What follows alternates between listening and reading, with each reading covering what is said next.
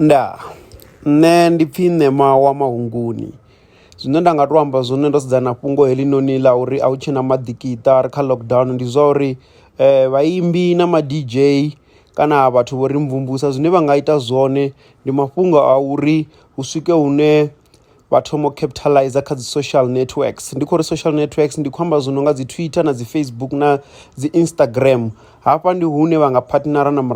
na mabindu kana swika hune vhone vhaṋe vha ita dzi live performance vha khou shumisa zwithu zwi no nga Facebook pages. If muthu o vha a kha Facebook page yawe ine a vha uri u shumisa tshifhinga tshoṱhe, ine u a ḓi ita zwa dzi video tshifhinga tshoṱhe kana u uploada dzi video ndapfhunyana dzine dza swika 3 minutes, hoyo muthu u a vha a tshi khou qualifya uri arali a khou ita dzi live broadcast kana a khou uploada dzi video dzawe ḓi dzula hanengei hayani hu swike hune u a ḓi wana henezwo zwiṱukuṱuku. Ndi musi ro sedzana na zwithu zwi no nga dzi Facebook, ro sedzana na zwi no nga dzi Twitch, kana na musi a kha YouTube yawe arali no ḓi swikisa 4000 minutes and 1000 subscribers yo no ḓi approviwa for advertising.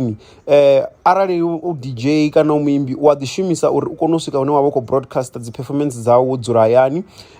kana hanefho hune nga vho hone. So vhaimbi vha nga ḓi fara na zwanḓa swika hune vha ita maḓikiṱa avho vha hayani vha kungo sielisana. Zwo ralo zwi a ḓi sia uri vha ḓivha vha khou ḓi wana zwenezwo zwiṱukuṱuku tshi swika hune ṅwedzi wa fhela. Ra dovha ra sedzana na mafhungo a uri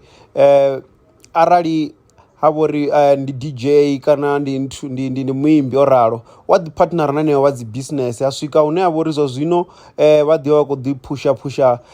ri nga amba ro dza advertisement dze dzine dza nga dzi khou itea kha social media dzine dza khou ḓi ya dzi radio na mini uri vha ḓi wane hezwo zwiṱukuṱuku. Ri tshi ya kha fhungo ḽo ri lockdown einoni i khou ri gudisa mini sa riṋe vhathu vha dzi entertainer, zwine nda nga amba zwone ndi zwa uri i khou sumbedzisa zwa uri ni muimbi kana ni entertainer kana ni DJ kana ni muṅwe muthu o ralo a ri ngo tou dependa nga maanḓa kha one income stream. Zwine nda guda zwone na nṋe ndo rali ndi zwa uri muthu u tea uri a vhe na dzi multi streams dzine dza ḓo vha zwa uri dzi ḓo ḓivha dzi khou thusa fhaḽa na fhaḽa. Na musi u khou wana niyo bondo nga ngei wa wana bondo nga ngei wa wana bondo nga ngei seli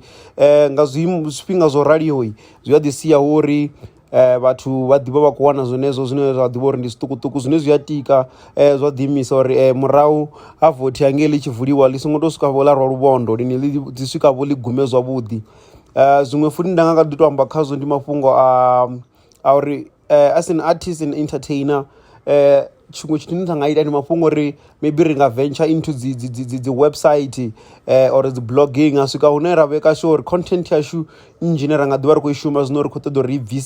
ri bvise kha dzedzo dzi nthu dzashu dzine dza vha uri ndi dzi website dzine arali vhathu vha ḓo fhedza vha khou dzhena khadzo